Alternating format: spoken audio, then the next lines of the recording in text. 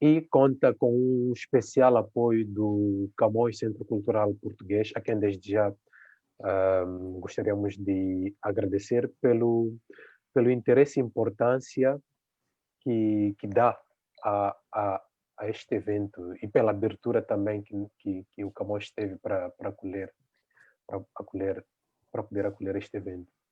No fundo, nós criamos esta iniciativa com um objetivo, que é promover o diálogo entre os diferentes profissionais do campo criativo, abordando temas como o design, tal é o caso da sessão de hoje, mas também outros temas como a arte, a arquitetura, a tecnologia, todos temas que de alguma forma estão ligados ao design.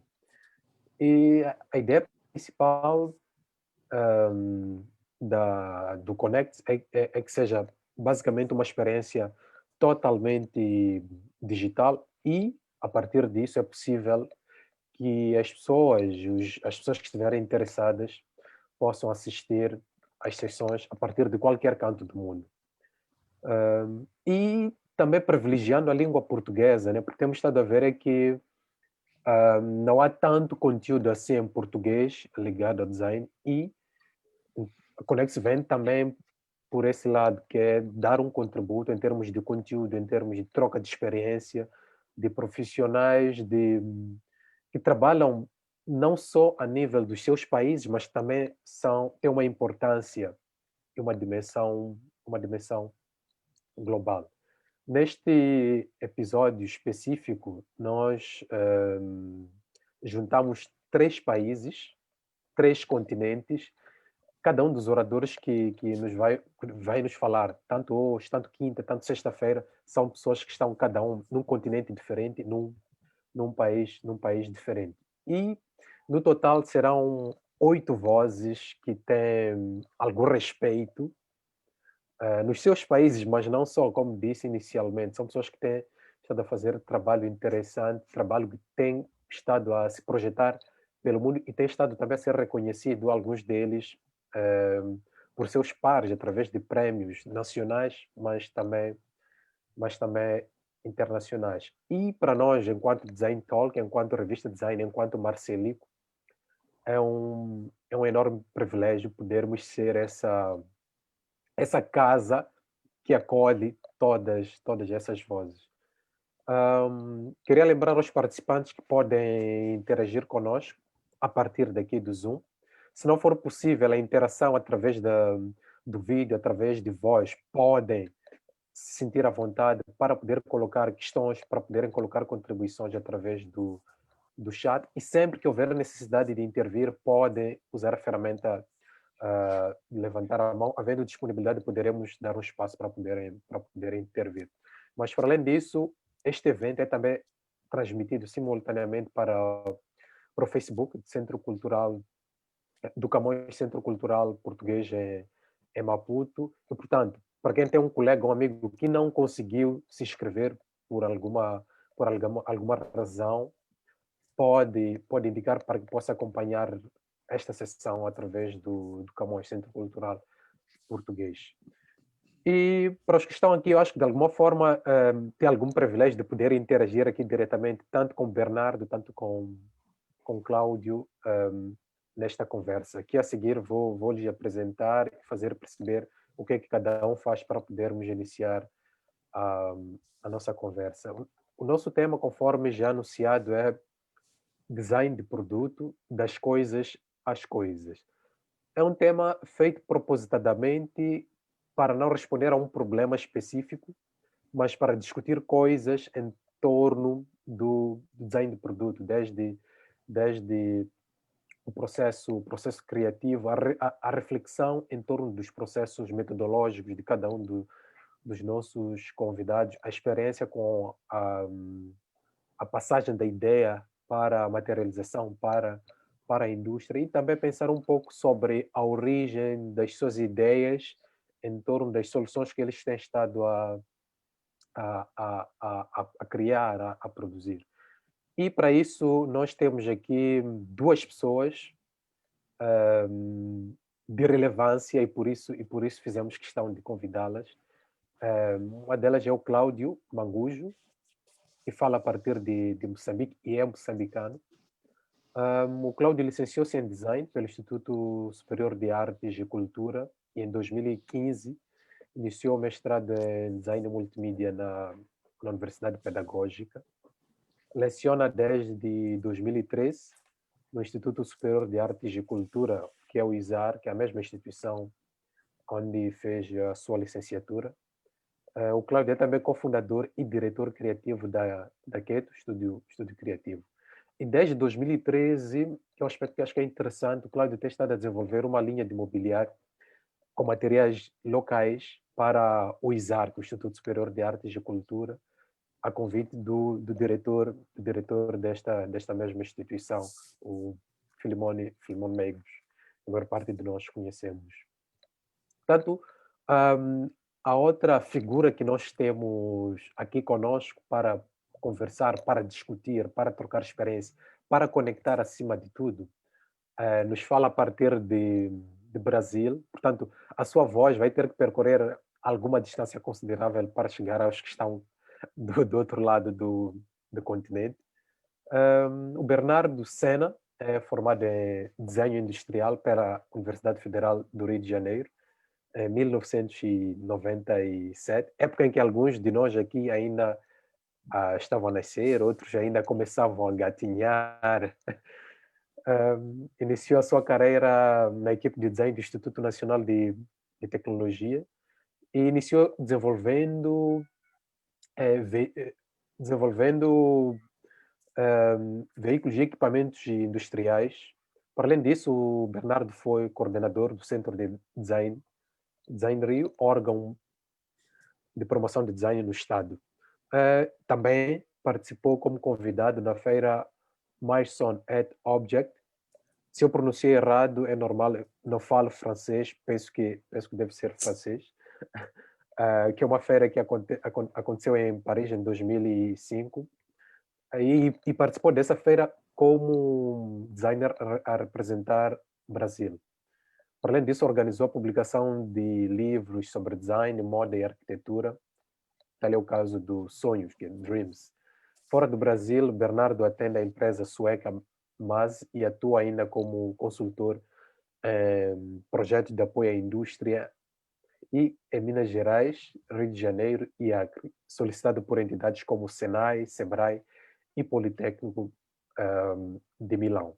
Portanto, este é um pouco do resumo de quem são as pessoas com quem vamos estar aqui a conversar nos próximos minutos.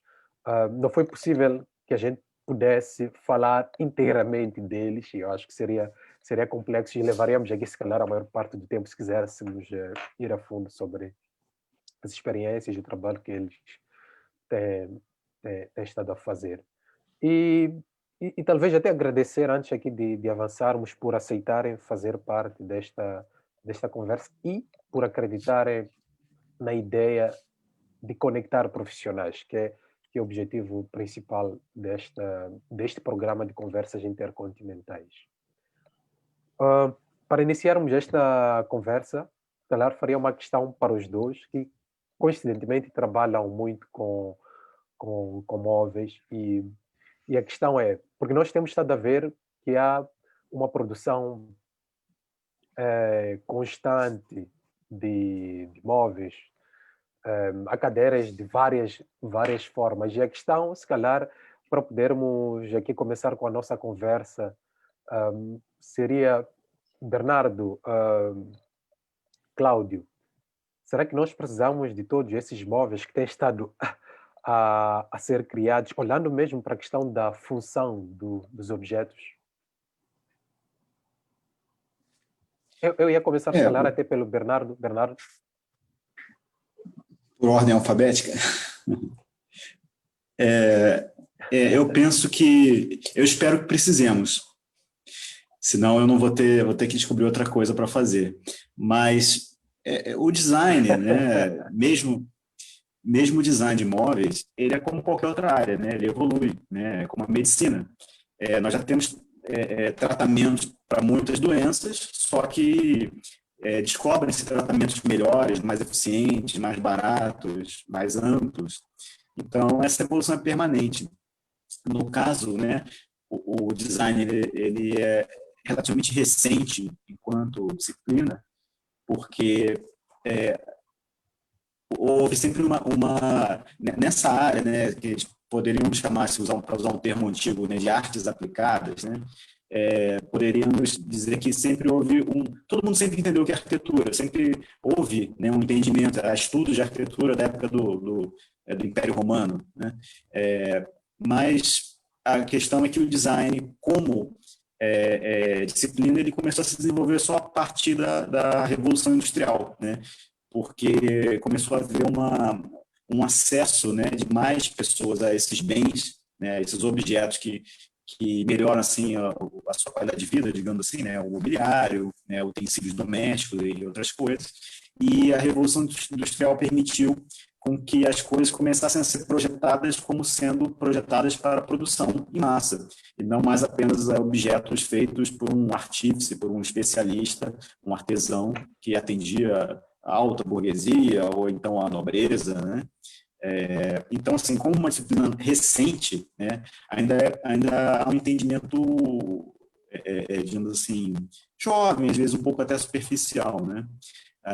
O que ocorre é que, quando a gente fala em imobiliário, né, por exemplo, né, que é a minha área de atuação aí nos últimos anos, esse mobiliário ele partiu, né, de uma ideia que estava muito mais ligada à produção industrial e ligada a, digamos assim, uma cultura, né, uma ideia de cultura mais universal. Ele partiu disso para outras questões que são muito mais recentes, né, ainda. Por exemplo, a questão ambiental, né, a questão da responsabilidade social da produção, né, a questão também da variedade de culturas, né? A gente entendia, inclusive, né, a gente pode chamar o modernismo, né, na área de imóveis, mesmo na arquitetura, como sendo o universal style, né, o estilo universal, né? Quer dizer, era um estilo universal, mas universal de quem para quem, né? Então, nós temos muito ainda para evoluir e muito para se fazer, né, no design, principalmente considerando essas áreas novas, né, e certamente outras. Ok. Cláudio, nós temos quer dizer, recorra ao exemplo da cadeira, que é mais, eu acho que é mais próximo, é mais comum. Nós Icônico, né? precisamos ainda pois, será que ainda precisamos de estar a construir, de estar a criar, de estar a projetar móveis, se já temos essas todas as variedades? Bem, entendendo a tua questão assim, de forma assim, filosófica, eu vou colocar, né, em vez de provocação, como ela vem, é que eu acho que precisamos do essencial. Eu acho que o Bernardo já falou aí muita coisa a respeito desse, né, contextualizar historicamente esse surgimento e a necessidade em si do design como uma área de atividade que provém desse lado intelectual de estudo, né, erudito, que tenta, de alguma forma, direcionar os projetos ou fazer com que, de forma metódica, a gente traga essa tal cadeira ou objeto, mas de forma consciente. Eu acho que nós precisamos sim, mas que seja o necessário nesse caso, né? E depois tem um aspecto importante que falou no fim, que é a respeito de questões de sustentabilidade, questões ligadas ao ambiente, essa escassez que vivemos atualmente com o ataque à natureza, e depois a quem se dá a responsabilidade sobre as coisas que vêm ao mundo. E nós, designers, temos uma grande responsabilidade sobre isso. E eu quero acreditar que, como designer, somos responsáveis por grande parte dos objetos que existem no mundo. Então, somos também responsáveis por pensar no ciclo de vida desses objetos que estão dispostos no mundo. Então, penso que em jeito de resposta à provocação, eu acho que precisamos sim, mas precisamos do útil, precisamos do que é essencial. E é importante também nisso que os designers aliem-se mais a questões ligadas à educação em si, né, e nos processos, porque esses de alguma forma ajudam-nos a desenvolver de forma mais consciente. Ok. Eu acho que é interessante que os dois tocaram num ponto em comum e talvez poderia aqui aproveitar, que é para não se perder no meio da conversa, que é a questão ambiental, né? Ahm, e, e na maior parte eu apreciei assim daquilo que está disponível, alguns dos projetos, tanto de alguns desenvolvidos pelo Cloud, tanto de alguns que foram desenvolvidos pelo Bernardo Inotto, que alguns deles, talvez a maior parte, estão muito ligados à madeira. E, e talvez aproveitando esse ponto, já que tocaram na questão ambiental, querer perceber qual é a relação que você estabelece entre os vossos produtos e o ambiente.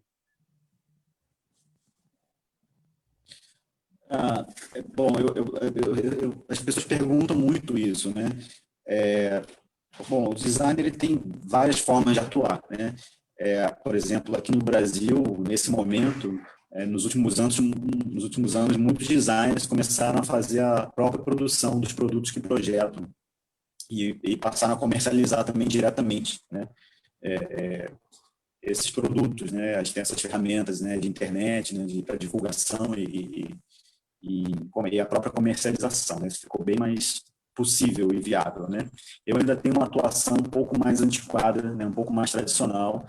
Eu trabalho mais diretamente com indústrias, né? Também por uma total incompetência comercial, né? Enfim, porque eu gosto muito de projetar, né? Então eu acabo me dedicando, escolhi, né? Também como opção, escolhi atuar nessa área. E, nesse caso, isso é sempre, o próprio design, o próprio produto é um trabalho muito coletivo, né? A gente costuma pensar na autoria do designer, né? Mas é muito coletivo, né? São poucos casos, mas em alguns casos a minha interferência às vezes é pequena, né? Num projeto, determinados produtos eles vêm com uma ideia muito concreta, né? Muito definida já do próprio cliente às vezes, e eu trabalho junto com ele, ajudo a desenvolver aquele produto, mas é uma interferência menor, né? Isso, claro, é raro, né? Mas acontece. Da mesma forma, a gente tem uma série de ideias, né, em relação à questão ambiental que a gente, infelizmente, não consegue botar em prática, né? Existe, é claro, né, uma legislação toda, né, em termos não só do produto, no sentido da matéria-prima, né, e do processo de fabricação, mas também em relação ao próprio local onde ele é produzido, né? Então, você tem uma série de proteções que são, mesmo que nem sempre cumpridas como deveriam, mas são proteções que existem para quem vai manipular essa produção, né, em termos de pós e partículas, né, que são eliminadas, ou produtos químicos, o próprio local, a própria região, né, o impacto que essa produção vai ter nessa região. Então existe esse lado que as pessoas não costumam pensar muito, né? E, obviamente, você como designer não tem como interferir nisso, né? Não tem, quer dizer, tem como interferir muito pouco, né? Se você está trabalhando com uma indústria que já está estabelecida, que já tem um processo de trabalho. Na medida do possível, é claro, né? Se você vê algo, né, que te chama atenção, você pode, é claro, falar e tentar contribuir, né? Mas, assim, um outro lado, né, que tem nessa questão ambiental, que eu vejo, e também é um pouco uma ideia muito forte para mim, que é tirar o melhor proveito, né, dos recursos que estão sendo usados, né? Se nós vamos usar madeira, como é que eu posso usar essa madeira de forma que mais dessa madeira seja utilizada, que menos detritos, menos partes, né, sejam eliminadas ou sejam queimadas depois, porque simplesmente não tem uso, né? eu particularmente tive uma experiência, né, quando eu fiz esse projeto, né, que o Mélio citou, né, no Acre, né, nós víamos que enfim, por algumas questões de processo ali, havia muito desperdício de material, né, e muito desse material podia muito facilmente ser aproveitado, né. Então, a gente via, por exemplo, um caminhão de madeira onde metade daquela madeira simplesmente não era aproveitada, né?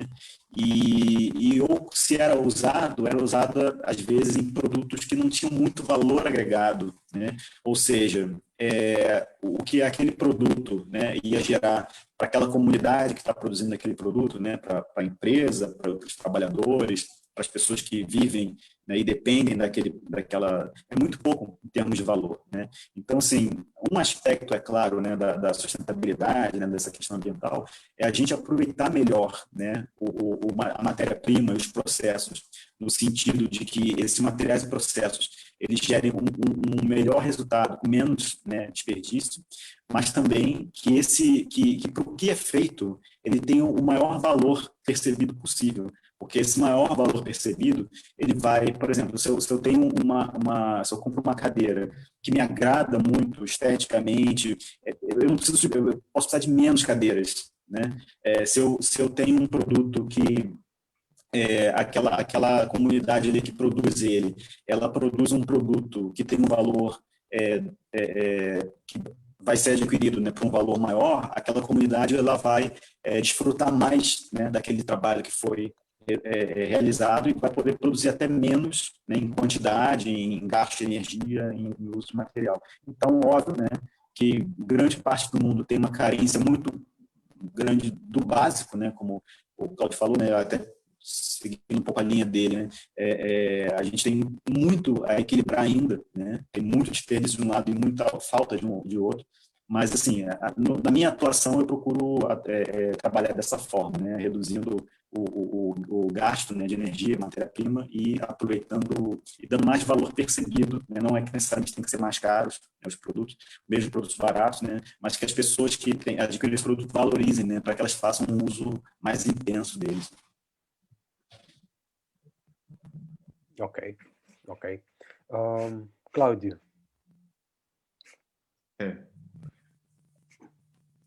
Interessante esse ponto, porque é um dos pontos mais relevantes atualmente no design, né?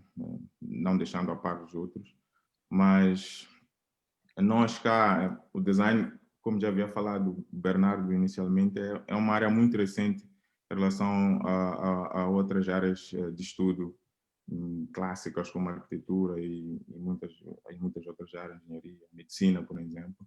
Agora imagina cá em Moçambique, é bem mais recente ainda e assim, em termos históricos, nós não tivemos um bom, digamos que um bom percurso a nível de manutenção de indústrias que pudessem hoje dar um grande alicerce a esse grupo de designers que tem vindo a desenvolver a cada ano, a surgir mais e mais, e não só temos cada vez mais designers de produto e de outras áreas estrangeiros, né? E eu pude participar inicialmente numa oficina de um designer de produto, o AB, acho que muitos aqui na plateia conhecem, quando a minha formação e um dos projetos que eles tinham, ele e o Aldo, era que andavam à procura de madeiras, quer dizer, o projeto era desenvolver móveis que não partissem de madeira adquirida, assim, comprada, né? Mas que pudesse coletar diferentes objetos né, que funcionavam, que tinham outras funcionalidades, pudessem ser transformados para a construção de mobílias que acabavam tendo características mais, quer dizer, a nível expressivo, né? Que contassem uma história conectada a outros locais, falando das madeiras da junta que vinham dos portos, por exemplo, dos barcos. Então isso acho que acabou tendo um impacto também na minha forma de pensar e na minha forma de passar informação também, quando comecei a dar as aulas nessa questão da responsabilidade sobre como é que decidimos abordar o processo projetual, né, no desenvolvimento de um produto. Mas também, alguns anos temos vindo a desenvolver com algumas matérias-primas locais, vamos falar de madeiras, e que após o uso destes mesmos materiais, tentamos aproveitar o máximo, que é uma coisa que o Bernardo também falou muito bem, que é como é que conseguimos extrair o máximo dos materiais que temos disponíveis. E lembro que desenvolvemos um projeto com uma estudante do terceiro ano, acredito, que a partir dos resíduos que sobrassem das madeiras, né, da produção que tínhamos, dos objetos que fazíamos, pudéssemos transformar esses resíduos em placas de aglomerados de madeira, né, que pudessem servir para outros suportes. Então, isso é mais ou menos tentar encontrar um equilíbrio na nossa criação e naquilo que é a responsabilidade que temos sobre as matérias, os materiais que utilizamos, ok? E sobre para onde é que estes materiais também vão, no fim último. E uma das coisas que temos discutido internamente como um grupo criativo é sobretudo nos métodos, né? Como é que pensamos em metodologias cada vez mais cíclicas, né? Que o produto que a gente traz para o mundo ele não seja linear, né? Ele não termine num lugar mágico, que é o lixo, né? E as indústrias e os grandes homens dos mercados tendem a induzir os consumidores a entrar nesse ciclo vicioso de compra, mas que pudesse haver um ciclo, quer dizer, tornar este produto ou colocar este produto de forma cíclica, quer dizer, ao mundo, ou que pudéssemos poder reaproveitar ainda mais os materiais, ou que os mesmos objetos pudessem ter uma razão de existência muito, muito mais longa, né? Ou que a pessoa pudesse reencontrar outra razão de existência no mesmo produto, ou passasse a ser a agregar-se uma outra função após da função primordial. Então, acho que os métodos também têm sido bastante importantes para influenciar, porque é uma cadeia de setores que devem se articular para podermos encontrar o design ecossustentável. Boa. Eu acho que as vossas intervenções clarificam muito bem sobre a questão do papel do designer também em pensar o processo todo e principalmente em pensar no material envolvido. Muito fora da ideia de apenas pensar apenas o projeto em si, né? Exato. Cláudio, há um aspecto Cláudio, que mencionou que tem muito a ver com a questão da limitação por parte da indústria, né? Ou seja, há um projeto, mas temos uma indústria que se calhar é diferente da situação do Bernardo, Exato. que é uma indústria que tem seus desafios. Como é que geralmente resolve isso para dar continuidade a um determinado projeto? Interessante. Bem, eu diria que nós usamos processos mais semi-industriais, né? Algumas maquinarias e alguns processos mesmo manuais, né? E acho interessante isso, que até em 2002 tivemos uma alteração do International Council of Associates of Industrial Design, né? E muda a ideia de que o design passa a ser só o que é produzido industrialmente. Isso acho que acaba englobando vários países que não têm essa capacidade industrial, mas que têm intenção de resolver um problema e criar um objeto que supre, na verdade, uma necessidade. Acho que este é o fator primordial. Dois, tentamos com os meios que temos, acho que isso traz-nos outras habilidades a nível criativo, né? E essas dificuldades também tentam nos fazer suprir estas dificuldades que temos no processo de produção, e isso claramente que influencia naquilo que são as características e os meios que vão ser usados para produzir o objeto, né? Então, nós sempre projetamos dentro daquele panorama dos meios que temos para poder transformar as matérias, para poder resolver os problemas que se encontram na sociedade. Então, claramente que existem alguns momentos em que temos tido algum intercâmbio com indústrias sul-africanas, também a nível de materiais, né? Quando falamos dessa questão de sustentabilidade, não só há um impacto do objeto quando chega, quando está exposto à natureza, mas também no processo de produção, né? Há que pensar quais são os meios mais eficazes ou mais adequados para que quem está também no processo de produção no sentido de fabrico mesmo, também não sofra com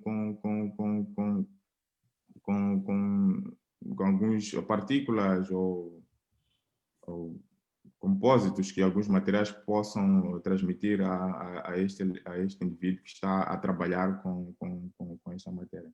Então, eu acho que o esforço que temos feito é reunir o máximo de tecnologias que temos disponíveis e sempre tentar adaptar o que temos de manual, de artesãos, que o país é rico nisso, e isso também traz características particulares ao nosso design, que cada vez mais vai crescendo e se notabilizando cá em Moçambique e esperamos que em outras partes do mundo.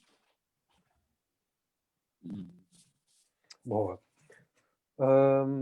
Há uma ideia muito generalizada de que o design de produto é algo, se calhar, um pouco mais complexo em relação a outras disciplinas e talvez incompreensível, mas quer dizer, são coisas que vão sendo criadas, vão sendo construídas nas cabeças das pessoas.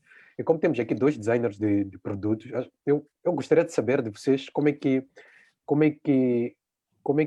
vocês começam a resolver como é que é o procedimento, qual é o caminho para vocês resolverem um problema, independentemente de que situação, se é um problema que é visto por vocês ou que vos é apresentado por uma outra pessoa. Bernardo. Uma vez eu vi um documentário, uma definição, né, do trabalho do design, que o design é como se ele fosse aquela pessoa no circo que fica girando pratos. É como se ele tivesse que girar vários pratos ao mesmo tempo, né?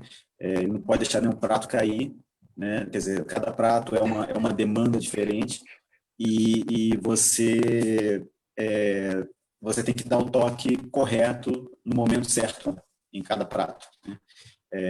Então, assim, é buscar esse equilíbrio, né, entre várias questões, né, que muitas vezes nenhuma solução de design é uma solução ideal nem definitiva. Elas são sempre soluções de compromisso, né? Você sempre vai ter que, para atender, né, uma coisa que pode ser mais importante, você tem que deixar de lado, numa certa escala, uma outra questão, né? Isso é um problema até filosófico, né? Porque mesmo com todo o tempo do mundo e todos os recursos do mundo, talvez não fosse possível resolver a maioria dos problemas de um projeto, né?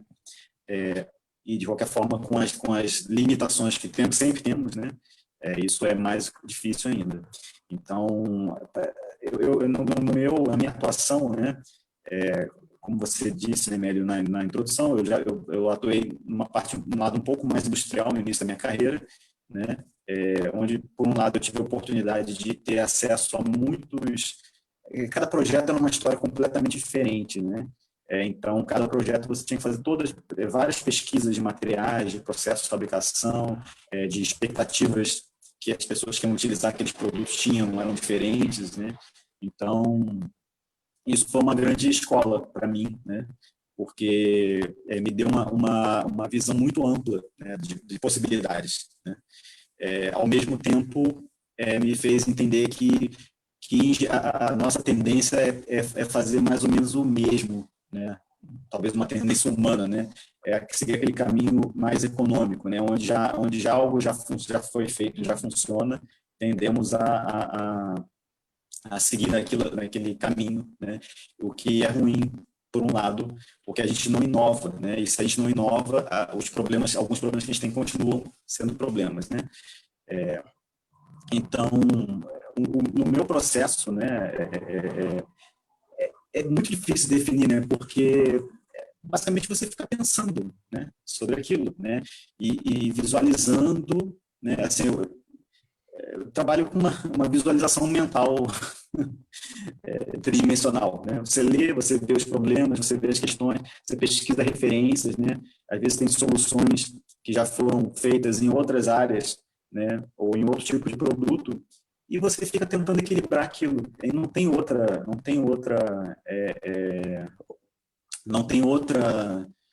forma, na minha visão, é claro, né? Então, basicamente, eu desenho muito, assim, rabisco muito, uso muito papel, né? De certa forma, isso cria um certo... eu acredito que eu tenho um certo vício, né? Que os meus projetos, eles, pelo menos no aspecto visual, eles costumam ser muito bidimensionais, eles costumam ter uma visão que é interessante num sentido, num ângulo, né? Não necessariamente no todo, né? Então, procuro resolver isso sempre, né? É um problema que eu tenho e que eu tento melhorar, né? Mas, de qualquer modo, é isso. Então, o processo de criação e de solução de problemas, né? Ele vai sempre dessa visualização. É claro que você pode começar a fazer experimentações, né? Mesmo esses dias, né? Eu estou fazendo um projeto de um móvel e fiz um mock-up, né? Que é uma coisa que eu não faço muito, né? Fiz um mock-up 1 para 1 para sentir se aquele móvel estava funcionando, né? E descobri que não, uma coisa que me parecia funcional, até por uma referência que eu já tinha anterior de um outro projeto, nesse caso não funcionou. Então, a gente constrói, né, com papelão, com qualquer material que tiver à mão, né? No caso, eu peguei até um outro produto que eu já tinha e acrescentei as partes lá que eu precisava, né? E é isso. Agora, também eu sempre, eu acho assim, que ajuda, né, a resolver problemas, você tentar olhar as coisas por um outro ângulo, né?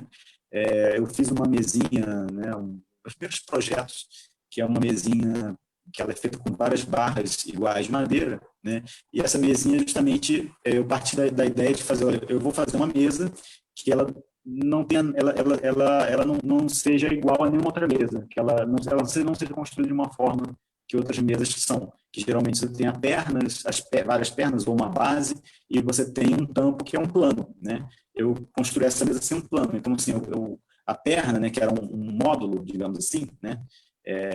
Ele se reproduziu e ele foi como se ele fosse caminhando e seguindo se unindo, né? Elas foram se unindo e formaram esse campo de vários pedaços, né?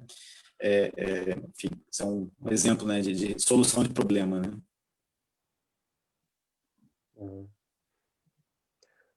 Cláudio, poderias partilhar um pouco conosco sobre o teu processo de criação? Claro, claro, claro. É uma das partes mais fundamentais do design. Existem vários processos e é complicado sempre seguir de forma linear os processos metodológicos, né? Claro. E eu diria que, para além do problema, acho que sempre há uma matriz do problema, pesquisa, análise e as alternativas que vão surgindo, que é geração de alternativas, que é um dos momentos mais excitantes para o designer, onde ele procura, de alguma forma,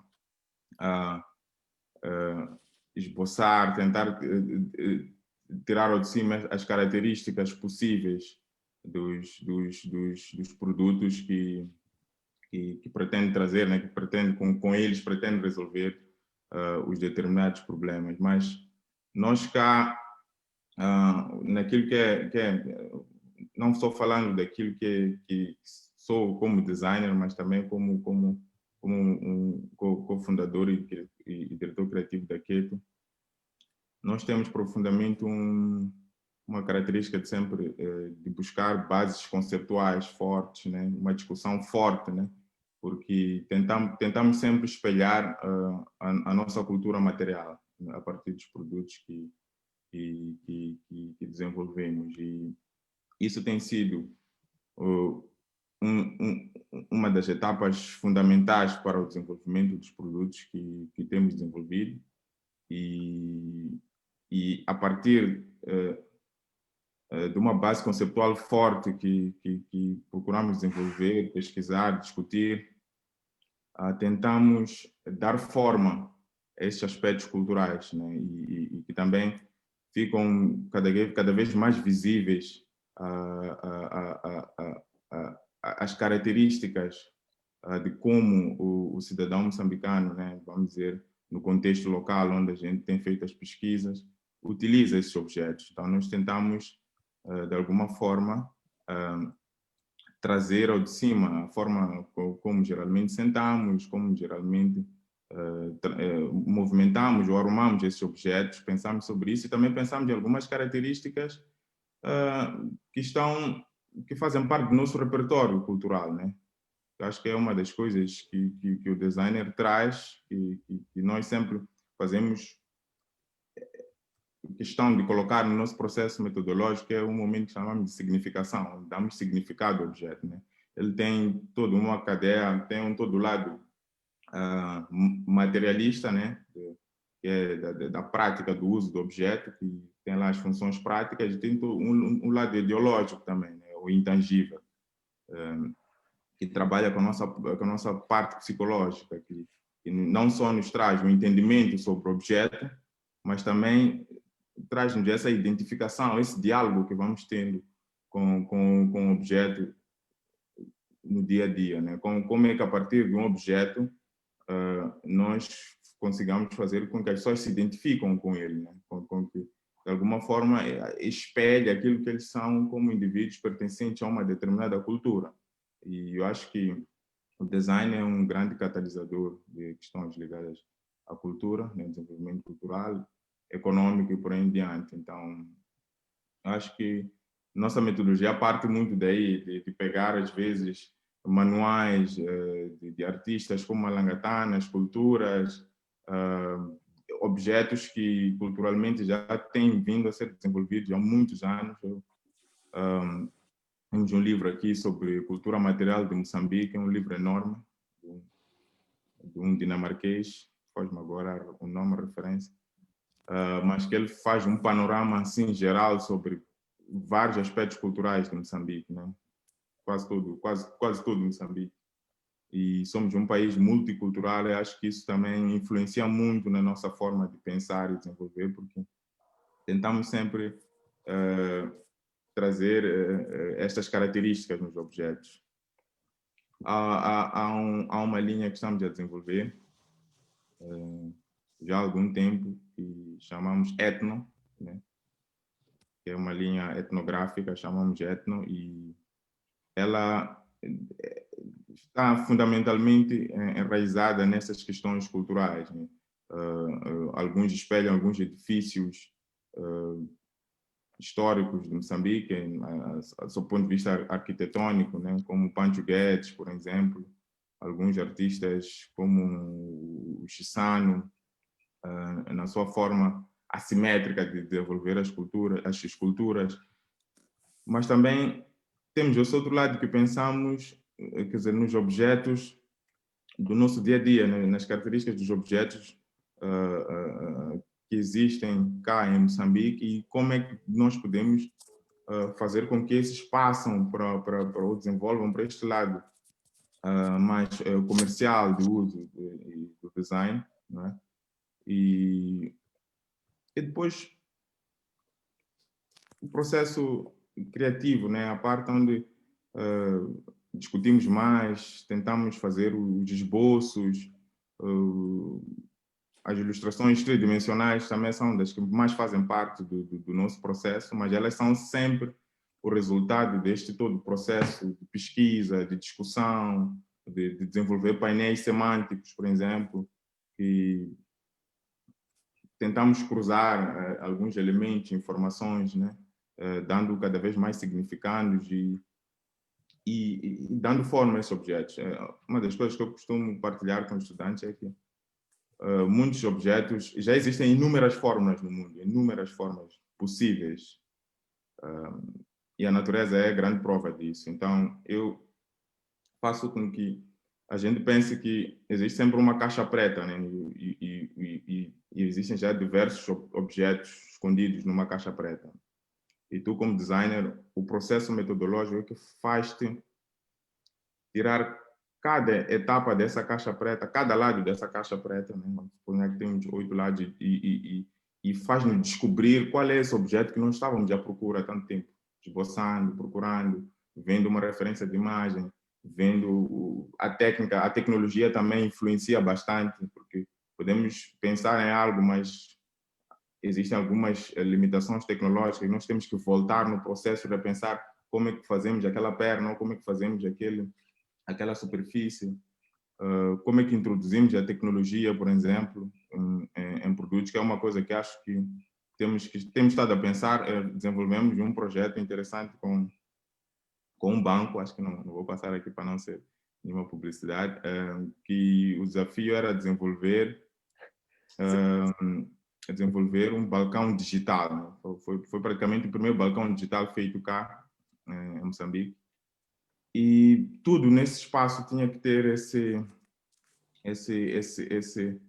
diálogo com a tecnologia, né? Onde os móveis também passavam a ter um elemento que se pudesse conectar com as pessoas. Eu acho que também isso conecta-se muito com a primeira questão de partida, sobre será que ainda precisamos de fazer mais uma cadeira? Eu acho que precisamos de essencial. Eu acho que hoje todo mundo usa um smartphone, por que é que nós não podemos conectar os nossos smartphones com os objetos que temos de uso, por exemplo, com cardboard, né? com a minha mesinha de centro, por exemplo, com o meu sofá, até que ponto eu posso me conectar cada vez mais com todos os elementos tridimensionais que fazem parte. Estamos aí para uma era onde as cadeiras, objetos que aqui falamos, passam cada vez mais a ser esculturas, né? Icônicas, como falamos inicialmente. Então, para tornarem-se cada vez mais funcionais, eu acho que tem que entrar nesse diálogo que tem que conversar conosco. Assim como temos uma plataforma hoje, estamos aqui reunidos todos, né? E acho que o mundo já sugere isso, essa época também já sugere isso. Acho que é um tempo em que a tecnologia, sobretudo no nosso departamento criativo, temos estado a pensar cada vez mais nisso, desde que participamos nesse projeto, acredito que há 4 anos, este 2016, há 4 anos. E eu acho que o processo é isso, ele nunca é linear, a gente procura entender o contexto, né? E beber mais, e beber mais. Eu costumo dizer que nós designers fazemos de fora para dentro e depois tiramos. E os artistas fazem mais de dentro para fora, quer dizer, algo mais, tiram algo que é do interior e tentam mostrar à sociedade a forma como vê o mundo. Mas nós tentamos perceber como é o mundo e tentamos trazer as melhores soluções para este mundo que vivemos. Acho que depois é a representação. É a representação. Boa, Cláudio, falou do processo todo e qual é a sensação, por curiosidade, qual é a sensação quando se encontra a solução e se tem a certeza de que aquela é que é a solução do problema? Há sempre uma dúvida se depois de muito tempo que se levou Eu a achei que ia desenvolver. dizer, Sim? Não, tipo, achei que ia dizer, há sempre uma festa. há claramente uma festa, mas como designer, já acho que o Bernardo, não sei se vai confirmar ou não, sempre temos ali uma interrogação sobre aquilo que finalmente surgiu como solução, porque, olha, nós podemos ser lançados todos aqui, acho que vês todos na plateia, os que vês pelo menos somos designers, mas alguns de áreas diferentes.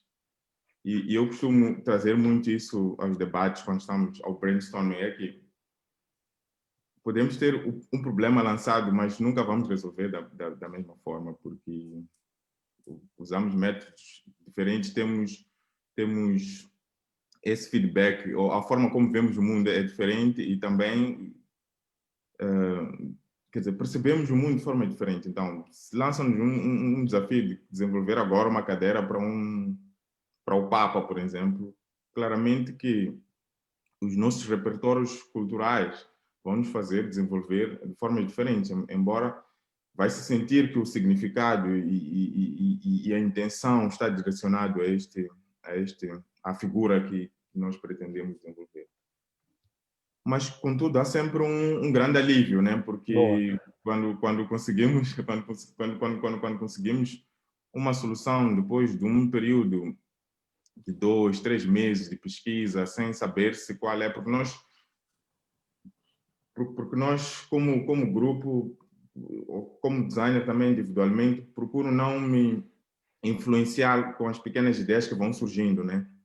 Tento manter, né? Claramente que ponho em foco o registro, mas tento ver de forma racional, como é que o percurso metodológico me leva a esta solução. E depois, conversando, nós sempre fazemos questão de mostrar alguns indivíduos que estão muito fora do contexto de design, né?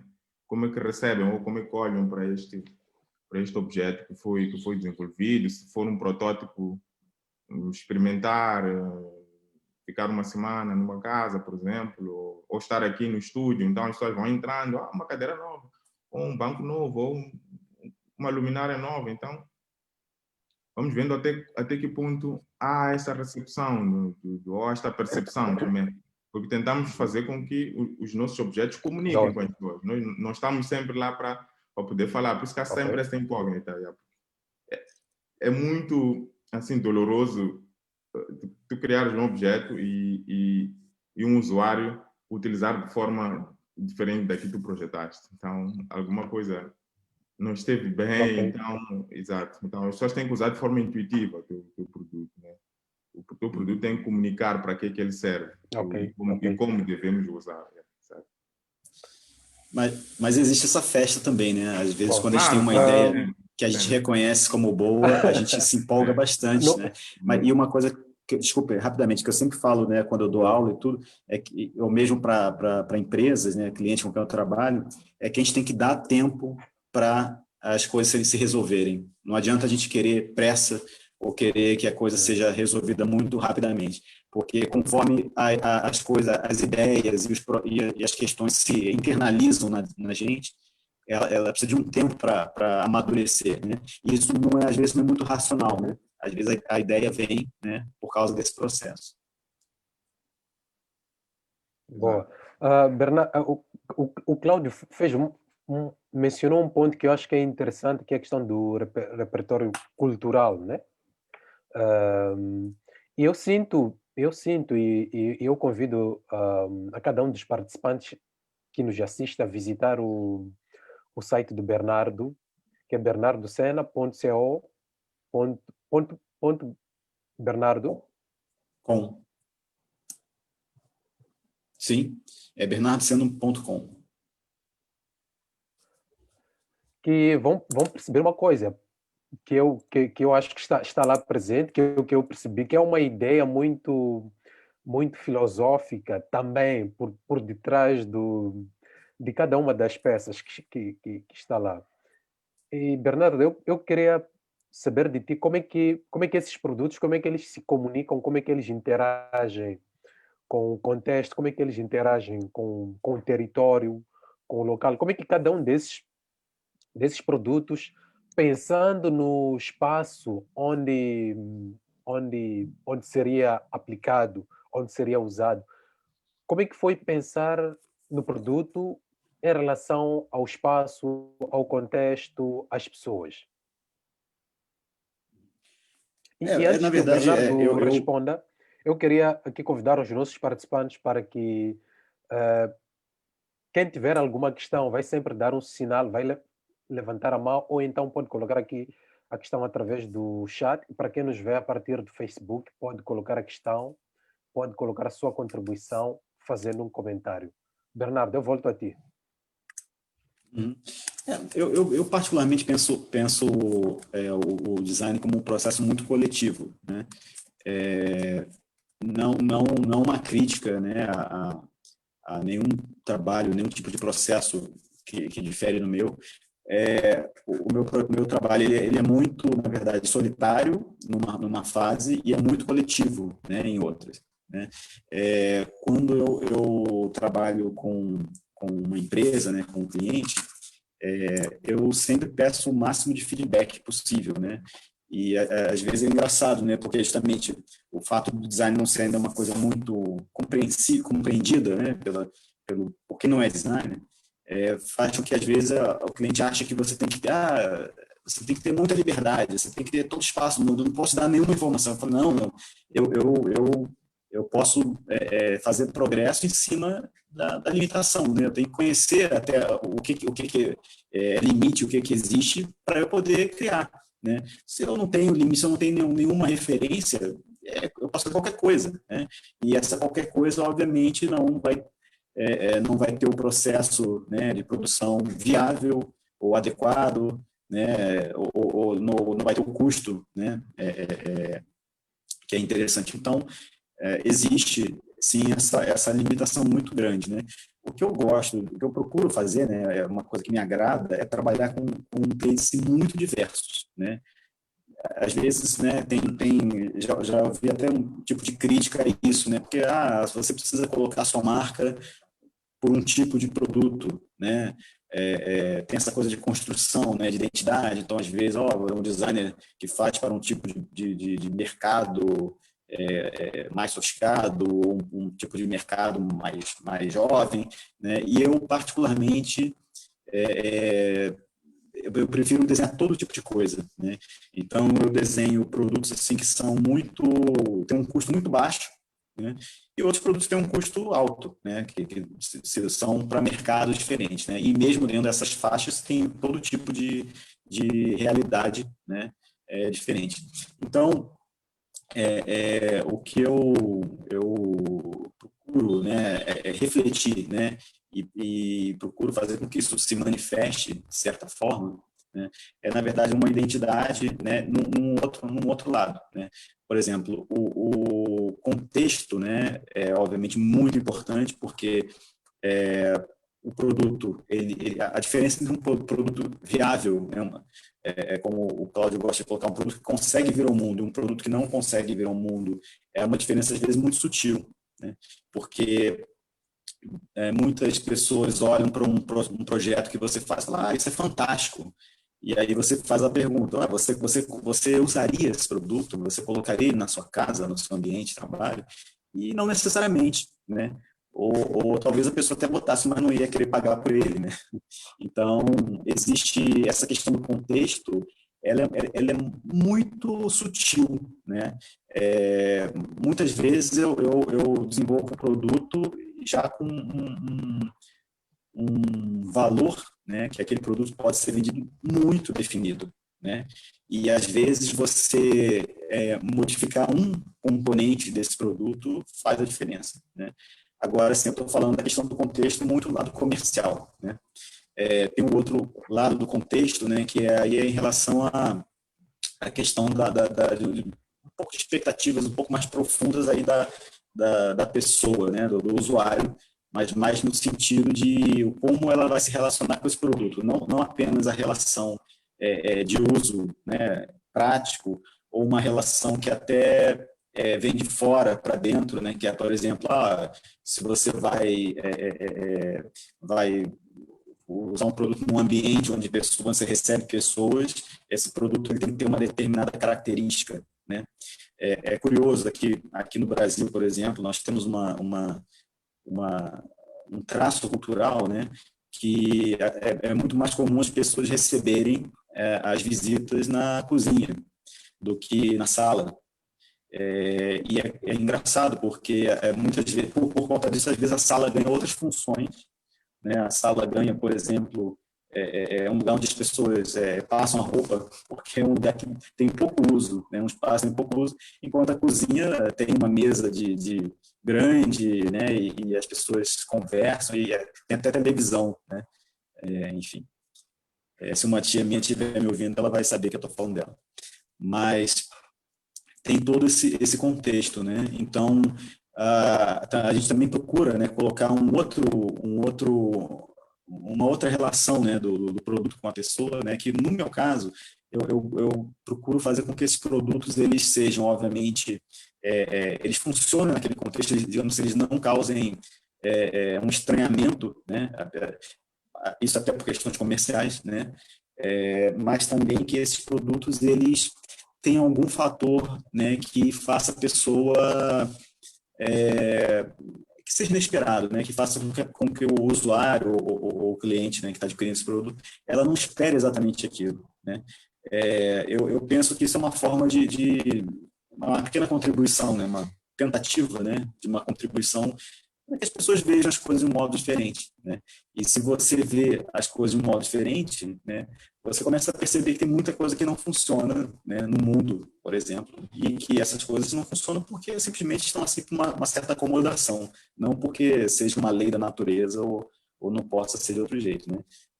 Se a gente começa a modificar, né, a forma como a gente interage com um simples objeto, né, e a forma como a gente vive, né, a gente pode modificar muitas outras coisas, né, que obviamente precisam ser modificadas.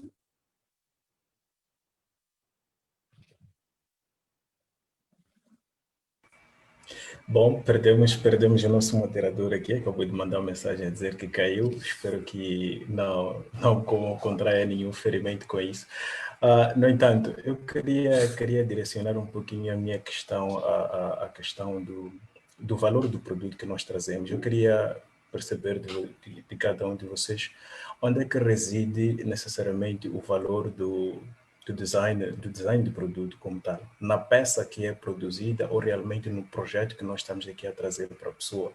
O Bernardo esteve a falar um pouquinho da relação com o cliente. Se olharmos um pouquinho também a relação não com o cliente direto, mas com o usuário final, onde é que nós achamos que reside o valor do produto que nós estamos a trazer para as pessoas, para o mercado? Se é na peça em si ou neste processo que nós temos, que acabamos de explicar aqui, cada um partilhou conosco aquilo que é o seu processo.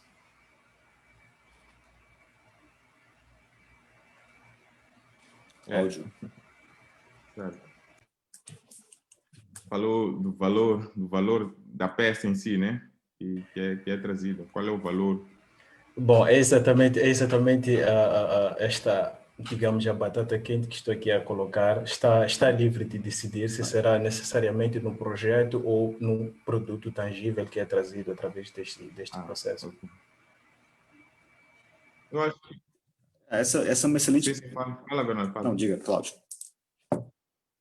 Não, é que essa é uma excelente pergunta, né? A gente não costuma pensar muito nisso, mas o projeto, né, ele deveria ter muito valor, né? Na verdade, assim, ele pode ter muito valor no sentido da busca que é realizada, né, da relevância das informações que ele traz, né?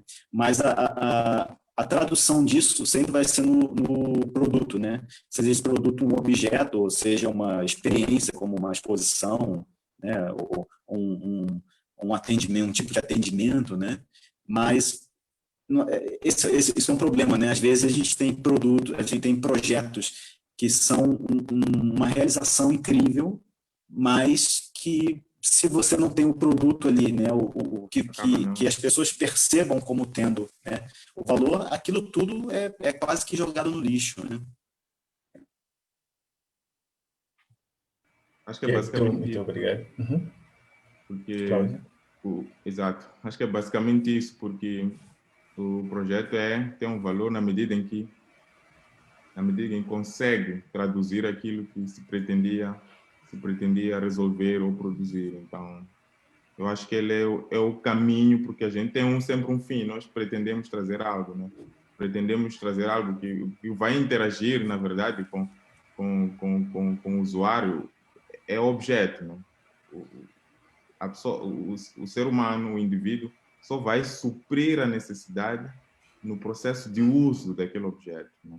Experimentando aquele objeto, né? Se for, mesmo que ele tenha características ou tende a resolver questões mais emocionais, porque também há esses objetos que têm a expectativa de tocar mais com o nosso lado emocional, né? Apesar de ter lá patente a função prática, mas é neste momento em que isto vai ser útil para o usuário. Então, acho que o projeto é o caminho, né? É este percurso, é o que vai nos ajudar a contar a história. Eu costumo dizer que o porquê de usar uma metodologia, com qual metodologia nós conseguimos ter todo o estudo das características estudadas ou que nós tentamos atribuir ao objeto, e o objeto acaba por contar uma história, né? E cada objeto conta a sua história. Nós olhamos para o objeto, dá para perceber para quem foi feito, como foi feito, as características dos materiais, quem fez, dá para perceber, alguns objetos dá para perceber a origem, né? Claramente que já há essa questão da globalização e as culturas sendo cada vez mais transversais, é lógico, né? Com todas essas plataformas que temos hoje disponíveis, mas a partir daí nós conseguimos, e no resultado do objeto final nós conseguimos perceber toda essa linguagem que o produto vai trazer ao mundo. Muito obrigado por essa partilha do vosso parecer em relação a esta questão. Eu penso que vamos tirar um pouquinho o monopólio aqui do painel e poder partilhar também cá as questões que estão mesmo pelo chat. E seguindo mesmo pela sequência, temos cá a Márcia. Eu não sei se ela vai preferir colocar pessoalmente a questão ou posso simplesmente ler e ela poderá explicar caso haja alguma coisa por explicar para melhor entendimento, mas ela questiona aqui, qual é a parte mais burocrática no design de produto? A pesquisa, o brainstorm, o conceito ou a materialização em si? Boa pergunta também. A pesquisa, assim, depende um pouco da atuação da área de atuação do designer, né? Porque, como eu falei, aquele tipo de projeto que eu fazia um pouco, alguns anos atrás, né, de equipamentos industriais, né, que eram projetos um pouco mais complexos, né? Ele desenvolveu muita pesquisa, né? E realmente você tinha que fazer essa pesquisa, depois você tinha que fazer um relatório, né? Essa parte era um pouco mais burocrática, né? Até porque muitas vezes o designer ele apresenta muita coisa que é difícil explicar, né, em palavras, e às vezes você tem que inventar as palavras para poder explicar, né? Seria bem mais fácil se apenas o visual, né, bastasse. Mas o meu trabalho hoje, né, de design de móveis é muito pouco burocrático, né, porque a pesquisa basicamente é muito visual, porque em termos de referências, enfim, você desenha uma cadeira, o dimensionamento vai servir para a próxima, você não tem que repesquisar tudo novamente, né? E, ao mesmo tempo, também, esses projetos não envolvem mais ter que fazer um relatório, né? Você apresenta um desenho técnico, algumas imagens ali, a pessoa já compreende, e a gente segue adiante, né? Já segue para o próximo projeto. Na minha área, no meu campo, é muito pouco burocrático. Então, Médio, houve aqui um processo de roubo, Cláudio? né, do seu espaço como tal, e estamos mesmo a ver as questões cá dos participantes. Começamos mesmo pela Márcia e o Bernardo esteve aqui a falar um pouquinho em relação à possibilidade de haver ou não algum processo burocrático, né, aqui dentro do design, e claro, o Cláudio vai partilhar também a sua visão em relação a esta questão da Márcia.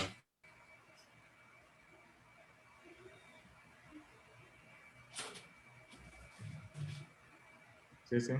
Exato. Eu penso que, como já vínhamos conversando e falava muito, sobretudo cá internamente, num grupo que faço parte, que é Keto, e penso que levamos muito mais tempo nessas questões processuais, a nível de pesquisa, discussões. Acho que, como eu disse, não é a parte mais que o designer, na sua maioria, quer dizer, mostram mais paixão em fazer, que é o desenvolvimento, que é o desenvolvimento das alternativas, né? Que é o criar, que é o esboçar, que ficamos mais livres até, quer dizer, tentamos nos encontrar e não estamos aí limitados a alguns conceitos teóricos que têm de ser estudados, têm de ser analisados. Eu penso que o lado de pesquisa e análise de dados têm sido mais burocráticos, um pouco mais chatos, porém importantes, né? Mas penso que vou dar alguma percentagem a esse outro lado em relação à parte criativa, à parte de desenvolvimento das alternativas.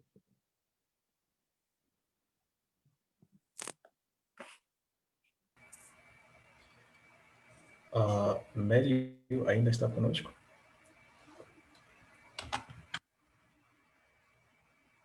Bom, eu acho que Mélio recebeu algum contrato da Faculdade de Educação Física, está com muitas quedas, mas tudo bem, vamos cá seguir.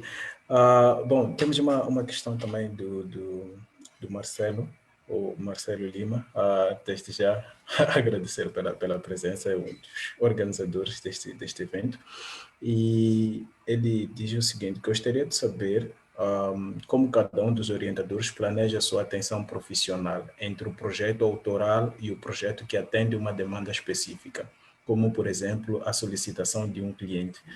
E só por uma questão mesmo de precaução, eu vou pedir cá ao Marcelo para ativar o seu som, a ver se ajuda a contextualizar a sua questão. Marcelo, poderia, por favor, ativar o seu som? Seu microfone. Oba, tá ativado? Tá. Tá, então, beleza. Pô, então, a questão que eu levantei, sei lá, talvez eu não tenha sido muito explícito, né, muito claro na minha pergunta, porque, na verdade, bom, sei lá, eu tô desfazendo bagagem aqui enquanto tô participando aqui do programa. A minha pergunta para os oradores, para o Bernardo e para o Cláudio, é como eles conseguem dividir, né, ou como eles planejam a sua atuação enquanto profissionais, entre desenvolver o trabalho autoral, né, o design, o projeto autoral, e atender uma demanda de mercado, né? Ou se, por exemplo, atender clientes. Eu vejo, por exemplo, por acaso, tanto o Bernardo quanto o Cláudio, lá eu posso dizer até pelas visitas que eu já fiz lá na Cueto, lá, que eu sempre fui muito bem recebido lá e acompanhei, né, parte dos projetos que eles vêm desempenhando aí nos últimos anos. Eu vejo que, assim, eles têm muitas ideias, né, muitos projetos, assim, que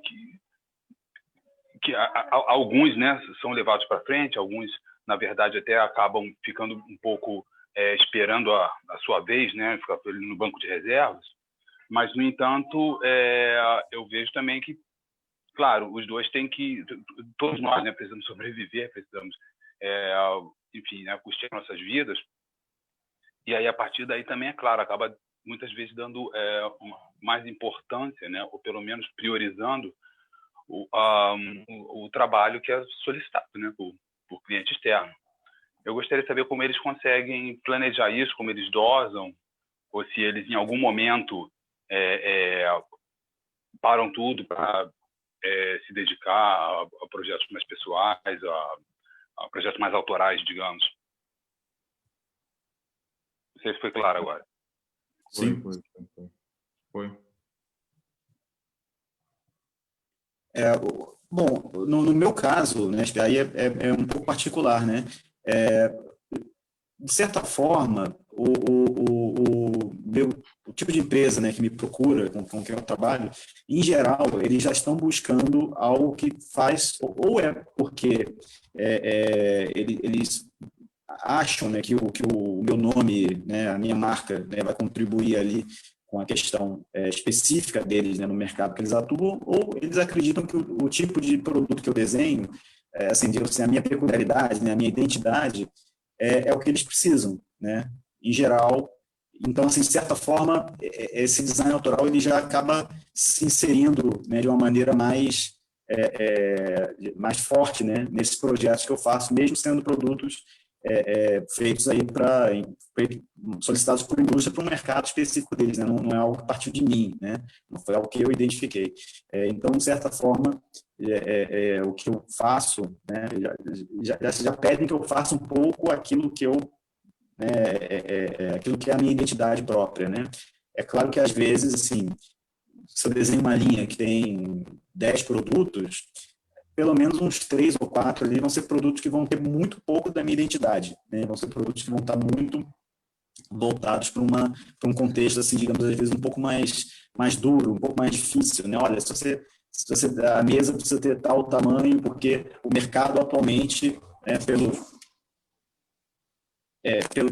tipo, né, de imóvel que está sendo construído agora, né, nas cidades principais, enfim, as mesas têm que ter tais dimensões porque quase uma exigência, né, uma demanda de mercado. Então, aí você acaba tendo menos, né, da sua identidade, mas em geral eu posso colocar bastante mesmo no trabalho mais comum.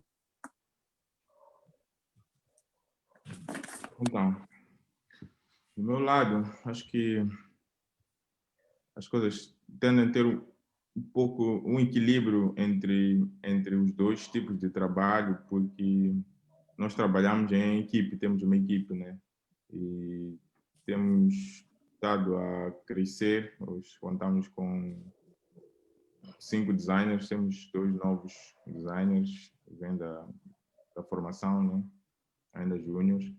Então, tentamos trazer esse equilíbrio entre os trabalhos, onde há essa distribuição, mas isso muito mais recente, né? Porque antes disso era sempre um grande martírio tentar tanto resolver a questão do mercado, né? Que essa demanda do mercado, que a exigência é outra em relação aos produtos internos, né? Que nós temos sempre linhas com uma linguagem mais conectada àquilo que tentamos transmitir para a sociedade, né? Mais ligada a questões culturais. Mas muitas das vezes a experiência que tivemos até 1 ano, 2 atrás é que essas coisas têm mais probabilidade a ficarem estagnadas quando há uma grande demanda, porque as exigências são mais agressivas. Quando é o cliente e falar de design em Moçambique é sempre um desafio, né? Nós ainda não temos uma classe muito grande de designers cá, e mesmo o reconhecimento, digamos, mesmo que a nível daquilo que é a aceitação das cobranças feitas pelos serviços, muitas das vezes não são facilmente aceitadas, né, pelos clientes. Então, há essa necessidade de tentar garantir sempre essa relação com os clientes externos, porque isso também ajuda a manter aquilo que são as infraestruturas, porque somos uma empresa que produzimos, não temos nosso departamento criativo, mas temos vários outros departamentos de produção, a nível de marcenaria, serralharia, né, alguns móveis que precisam ter conectores de metais, outras coisas, uma estufa de pintura para a lacagem. Então, pensando só numa produção de móveis próprios, nem sempre consegues conseguir, quer dizer, vender ou ter produtos com saída para manter toda essa infraestrutura. Então, há que haver sempre este equilíbrio, até que, quer dizer, o nível de aceitação do design cá em Moçambique, no mercado, também vai ditar aquilo que vai ser o nosso desenvolvimento como empresa, e se calhar cada vez mais a nos deixar mais livres para produzir aquilo que são as nossas expectativas como designer, aquilo que nós pesquisamos, as abordagens que temos e que tentamos comunicar a partir dos nossos produtos. Então, nós tentamos resolver isso a nível de equipes de trabalho, né? Há equipes que estão cada vez mais a pensar nesses produtos, nestas linhas do departamento interno de criação e outro grupo a pensar nessa demanda que vem dos clientes que nós temos estado a segurar fora. Boa. Já estamos assim a correr com o tempo um pouco acima, mas há uma questão aqui do Eduardo Zwanga e que diz o seguinte: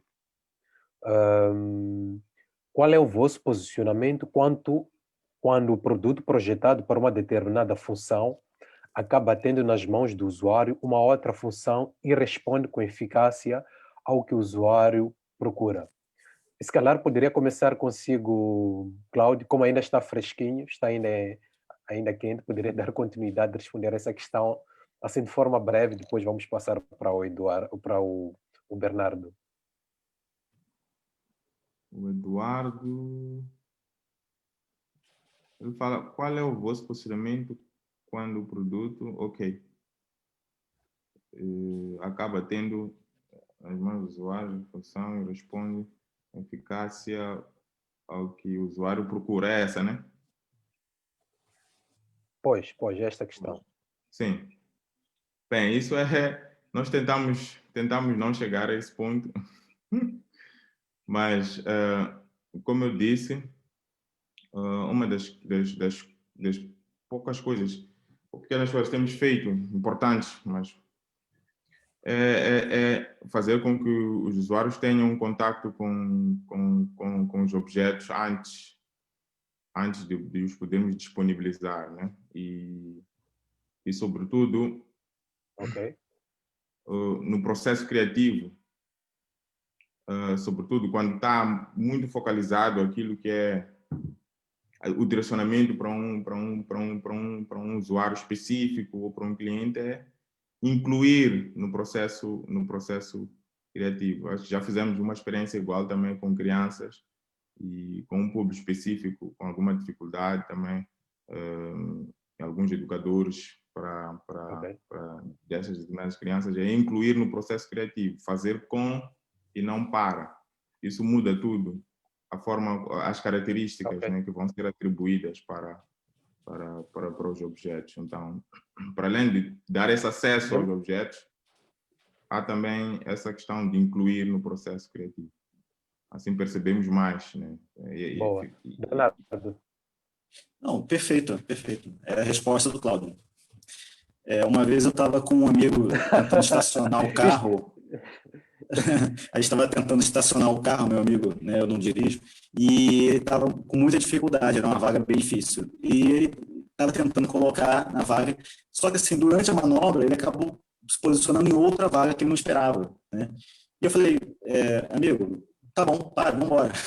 Se funcionou, não importa como é que foi. Ok. Eu penso que por aqui não temos mais questões e vamos já correr. Há uma questão que, se calhar, para podermos encerrar a conversa, e também a ideia não é esgotar, não temos como esgotar tudo que o Bernardo, tanto o Bernardo assim como o Cláudio tem por falar, mas se calhar para podermos fechar esta conversa e a recorrer a uma citação de Lina Bobardi, que é arquiteta.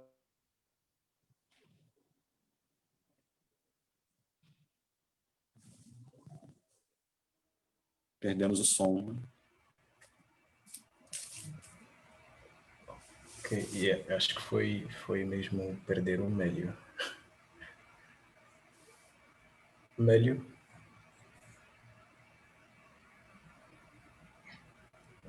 Foi. Tudo bem. Eu não sei se me vão permitir. Mélio havia prometido uma última questão. Eu queria colocar uma penúltima. Eu não sei se é possível, mesmo vindo através do Facebook. Há uma pergunta que surge mesmo a partir de lá. Quem está a acompanhar pelo Facebook, o Daniel Tinga, ele diz o seguinte: tenho percebido que geralmente o público, em particular o moçambicano, consome os produtos inconscientemente ou sem saber que a sua produção passa por alguns processos, dentre os quais o de design em causa. Que desafios podem se antever no processo de consciencialização do público em relação à importância deste processo ou campo de conhecimento?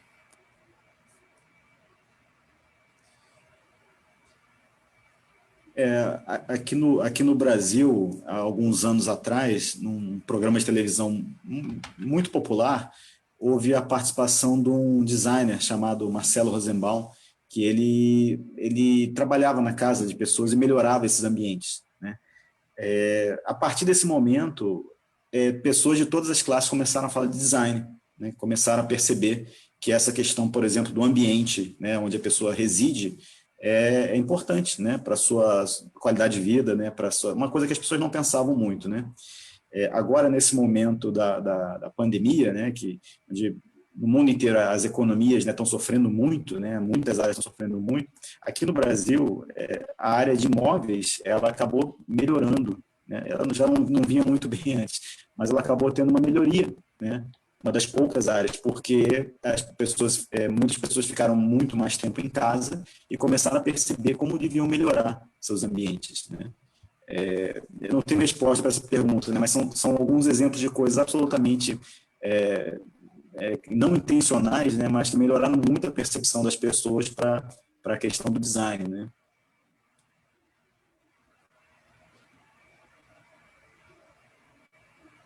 Adélio, podemos fazer um update na questão, please? Sim, o Daniel está aqui a colocar uma questão, acho que está muito voltada mesmo em relação à educação do consumidor, em relação ao valor do produto que está aqui a consumir. Ele pergunta o seguinte: que desafios podem se antever no processo da consciencialização do público em relação à importância deste processo ou campo de conhecimento? É uma questão complicada, porque é um sistema tudo que tem que ser mexer para que isso possa atingir de alguma forma, de forma impactante a sociedade, né, a nível de gerar essa capacidade de conhecimento e isso, um dos resultados que podemos ter disso é cada vez mais reconhecimento da área, né? Então, claramente que não só desenvolvendo a área do design em si, da prática do design, mas nos sistemas de educação, até que ponto os conteúdos possam ser cada vez mais incluídos, né? Há aspectos, podemos ver alguns livros da quarta classe ou classes de ensino primário, onde existem alguns elementos que retratam sobre a arte, sobre a arquitetura, por exemplo, e com algumas referências, como Leonardo da Vinci, por exemplo, ou Malangatana, cá em Moçambique.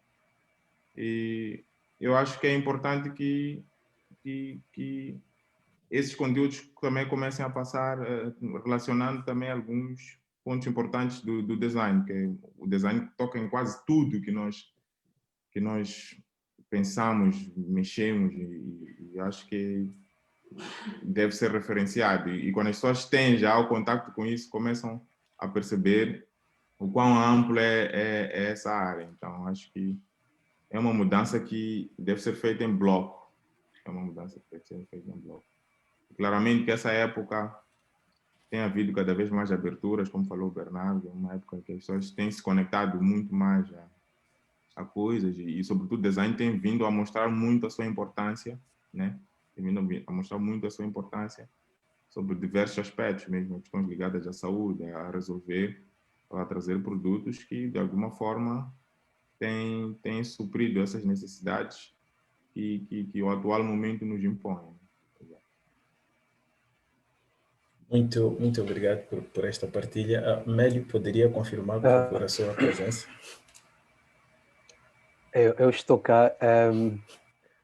Temos estado de vez em quando a ter problemas de conexão, o que é normal, mas estamos cá. E provavelmente o peso da ideia dos continentes também esteja a influenciar nisso, né? Mas pronto, nos reconectamos e estamos cá.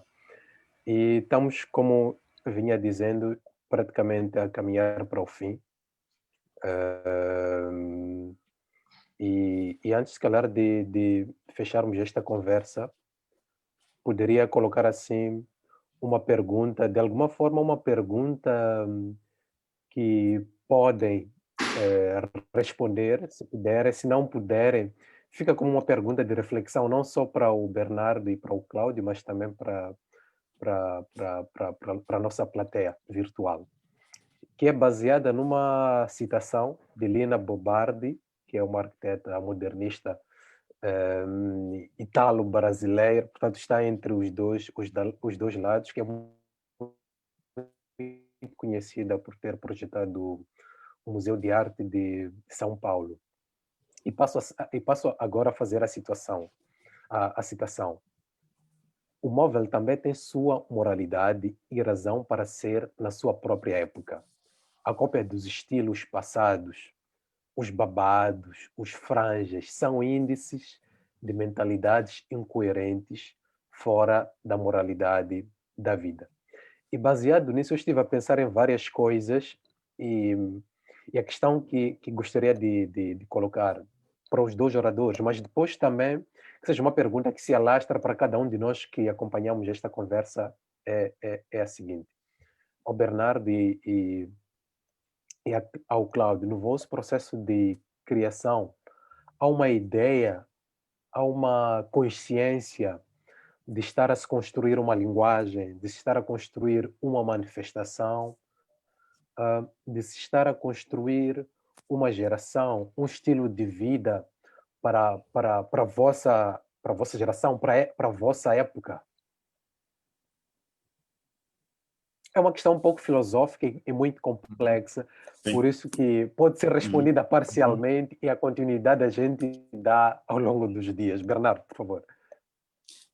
Certamente, em parte, né? Como qualquer outro aspecto, né, da nossa vida, a gente tem muitas outras questões a considerar, né? Mas sempre em alguns momentos, né, eu acho que há lampejos, né? Há lampejos onde a gente se conecta, né, com essa questão um pouco maior, né? Que até qual vai ser o nosso legado, né, para a história, né? Não necessariamente um legado pessoal, mas no contexto onde a gente está presente, né? Às vezes há iniciativas coletivas, né? Aqui no Rio de Janeiro, onde eu moro, por exemplo, a gente teve um momento onde houve um grande encontro de designers, né? Da região, né? E as pessoas colaboraram muita coisa, né? Contribuíram aí também para a informação, né? Fora do nosso meio, né? Da nossa bolha, né? E agora, assim, por várias razões, né? Mas também pelo contexto, por esse contexto atual, não só, né? Mas também por esse contexto atual, isso está um pouco apagado, né? A gente está todos estão um pouco tentando sobreviver, né? Mas também é dessa crise, no momento de crise também se inventa, né? As pessoas se reinventam e é possível que a gente tenha um outro caminho, digamos assim, até mais rico, né? Mais diverso, enfim, a gente entra num outro caminho, né? Também a gente tinha um outro caminho anterior, né? Que também não estava funcionando bem, né? Se nós formos pararmos para pensar, né? Nós todos tivemos que ter uma grande reflexão, né? Enfim, não sabemos para onde vamos ainda, né? Mas espero que seja um caminho melhor. Interessante a questão. Falou da Lombardi. Eu acho que vou buscar aqui o Schneider para tentar discutir um pouco sobre essa questão, que acho que é muito pertinente, que ele compreende o design tanto como uma prática social, assim como uma reflexão sobre ela qual, sobre a mesma sociedade, né? Então, o design, além de prática, né, essa questão que temos de desenvolver um produto que vai para a sociedade, ao mesmo tempo esse produto tem a intenção de trazer uma reflexão sobre essa mesma sociedade, né? Porque a partir de materiais que estão sendo utilizados no momento, o estilo, a forma de utilizar, as necessidades que suprem, vão sempre abordar sobre as questões ligadas ao meio social onde esse produto foi desenvolvido. E esta prática social vai dividir-se sempre em questões materiais e questões ideológicas, né? Onde questões materiais vai falar sempre das tecnologias e técnicas que vão ser utilizadas para produzir estes artefatos, mas isto de acordo com o padrão de produção desta respectiva sociedade, né? Então, e isso já espelha muito aquilo que se encontra nesse meio e sobretudo a intenção de querer inclinar um pouco os projetos, os produtos para este meio social. E também ideológico quando acaba por reproduzir e interpretar a realidade social deste mesmo espaço, né? E modifica as relações dos homens, né? Que vão se estabelecendo entre si e a natureza ou o meio em que estão. E que também isso acaba por revelar, direto ou indiretamente, interesses econômicos, interesses de classe, de juízo de valor, né, dessa determinada realidade social. Então, eu acho que o produto é sempre um espelho, né, seguindo todos os parâmetros e, sobretudo, se foi desenvolvido também por um designer, há sempre essa questão de contextualização. Eu acho que o contexto para o design é algo fundamental, né? Não há como ignorar todas essas questões culturais que devem ser relevantes no processo de desenvolvimento, questões dos materiais, questões funcionais, então, e sobretudo, algo que eu falei no início sobre a tecnologia, como é que começamos cada vez mais a incluir o meio tecnológico nos objetos do cotidiano. Como é que trazemos esses objetos que antes olharmos de forma mais cultural, como é que eles passam a ter esse lado mais digital, né? mais intangível, nesse caso.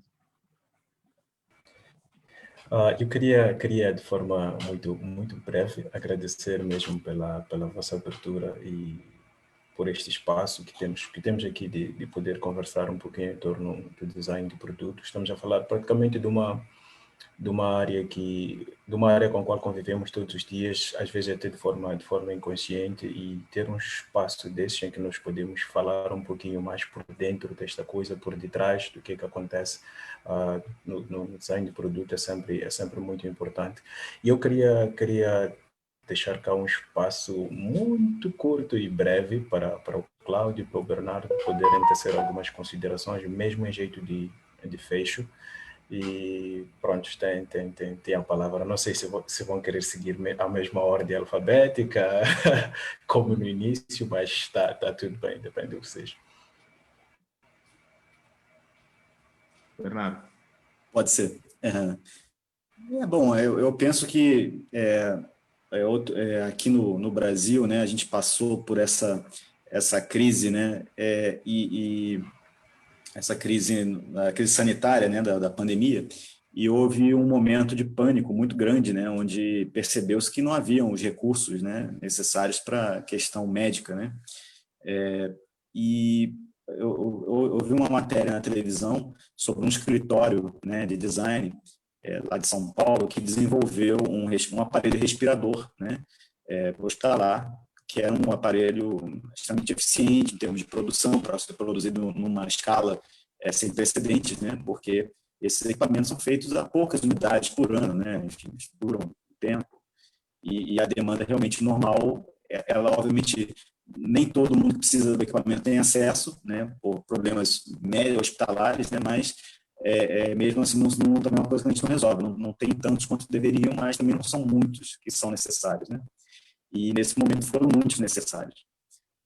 E o designer, né, enfim, lá falando sobre o projeto, mas o mais interessante foi um engenheiro que trabalhava na empresa e, enfim, trabalhava na empresa sempre fazendo os produtos com pouco input de design, né, com pouca reflexão de design, mais questões técnicas e de custo, né, e de funcionalidade, é claro, mas com muito pouca preocupação, né, com a questão da interface, né, com questões de produção, que às vezes para a empresa parece que ela está fazendo questão mais eficiente, né, economicamente, mas não está. Você tem outras possibilidades que aí onde um designer ajuda a pensar fora da caixa, né, pensar de outras formas que quem já estava ali trabalhando não pensava, né, pela nossa própria natureza, nossa profissão.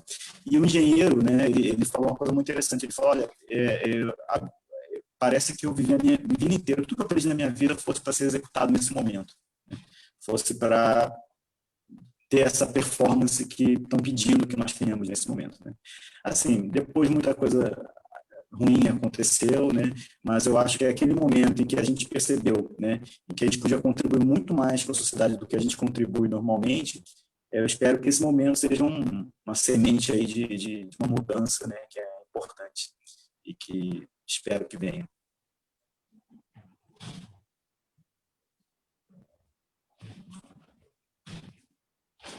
Bem, eu acho que esse é um momento que